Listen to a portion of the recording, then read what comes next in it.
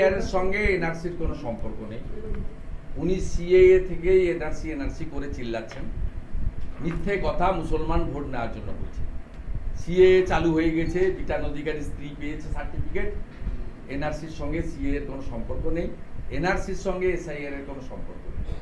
আপনি যদি পার্সোনালি আমাকে জিজ্ঞেস করেন, সব দেশে নাগরিক পুঞ্জি আছে, আমিও চাই নাগরিক পুঞ্জি ভারতের তৈরি হোক, কিন্তু এসআইআর এর সঙ্গে এনআরসি, সিএ এর সঙ্গে এনআরসির যেমন সম্পর্ক ছিল না, প্রমাণ হয়েছে, মুসলমানরা বুঝেছেন।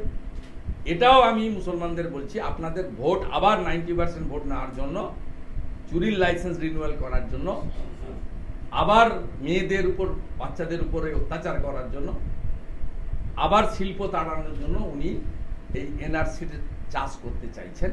কারণ উনি ডেভেলপমেন্ট করেননি, কর্মসংস্থান দেননি, কৃষি এবং শিল্পের উন্নয়ন ঘটাননি। খেলা হবে, তার তো পরিণাম তো সবাই জানে, পরিণাম তো হচ্ছে তামান্নার মৃত্যু। আগে মানুষ সরকার বাঁচত, এখন সরকার ভোটার বাঁচে। আগে মানুষ সরকার বাঁচত, এখন সরকার ভোটার। হ্যাঁ, মৃত ভোটার থাকবে না। এসআইআর নতুন নয়, 2002 হয়েছে।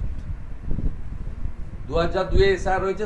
সেই ভোটার লিস্টে 2004-এ মমতা 9 থেকে 1 একজন এমপি জিতেছে, 98,000 ভোটে জিতেছে দক্ষিণ গুজরাট। 9 থেকে 1 হয়ে গেছে। তারপর নন্দীগ্রামের দয়া আবার ঘুরে এসেছে। দাদাগিরি আর বেপরোয়া ছাত্রদের নিয়ে একটা কথাও, একটা বার্তাও দিলেন না মুখ্যমন্ত্রী আজকে? না, ভোট করতে বললেন। 28 আগস্ট বিজয় সমাবেশ হবে, ভোট করতে বললেন।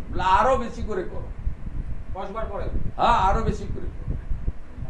মনোজিৎ জুয়েব মডেল, জাভেদ সাদ্দাম মডেল, হাঁসখালির জাভেদ, আপনার কালিয়াগঞ্জের জাভেদ, মাটিগাড়ার সাদ্দাম, এই মডেল মনোজিৎ মিশ্র মডেল।